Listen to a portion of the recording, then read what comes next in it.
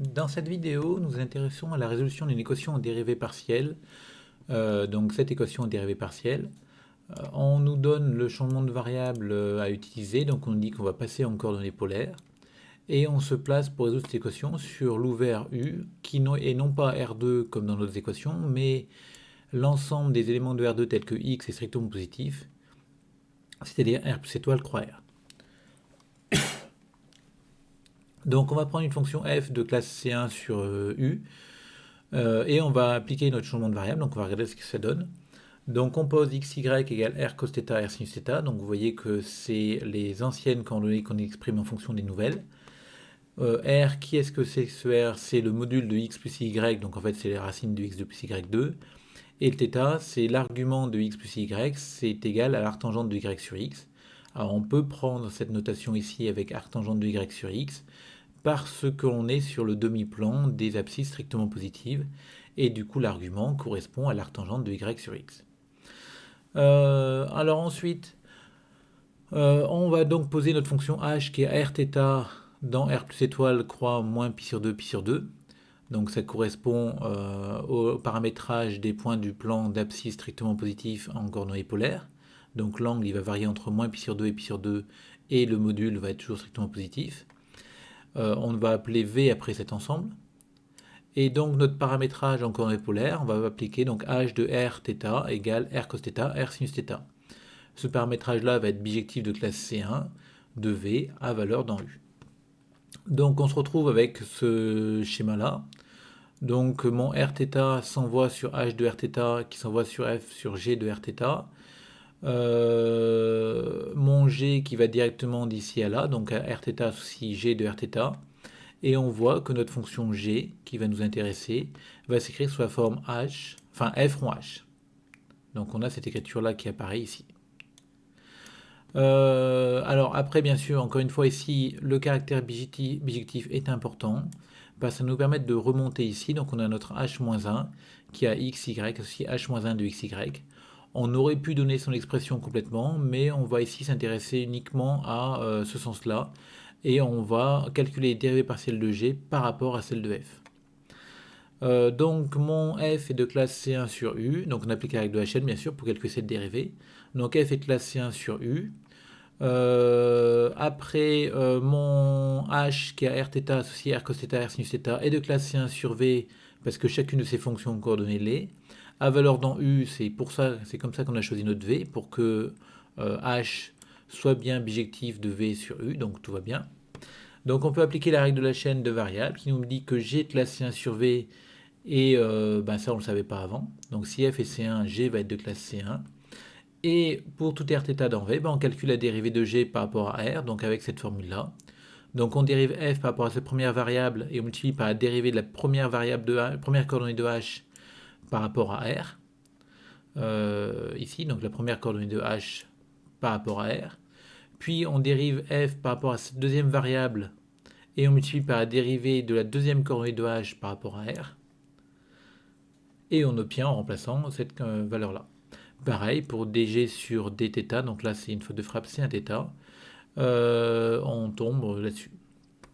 Donc finalement, j'ai exprimé mes dérivées partielles de g par rapport à r et θ en fonction des dérivées partielles de f. Et on peut écrire le résultat qu'on a obtenu ici sous une forme matricielle.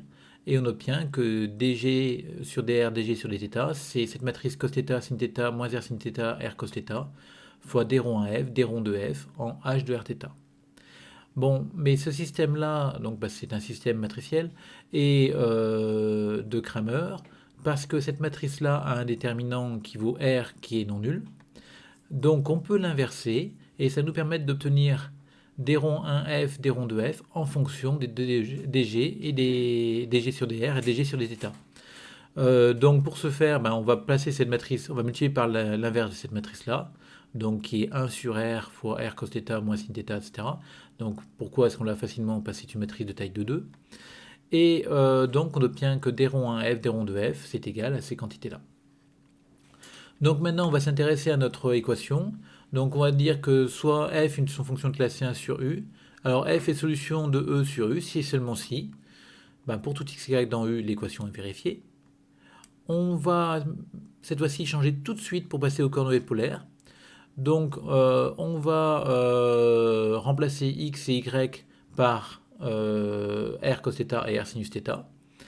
Et ça va rester valable du coup mon équation quel que soit rθ appartenant à v parce que ma fonction h est surjective. Donc pour tout rθ dans v, mon h de rθ c'est un élément de u. Donc mon équation est valable en h de rθ. Donc du coup on remplace. Vous remarquerez que le df sur dx je l'ai remplacé par un d rond 1f parce que je trouve que c'est plus parlant que d'écrire df sur dx de r cos θ r sinus θ. Voilà, donc là je remplace par la dérivée par rapport à la première variable. La df par rapport à la dérivée de f par rapport à la seconde variable, pareil, ici. Et donc racine de x2 plus y2, on a vu que c'était égal à r. Donc on a juste remplacé ici.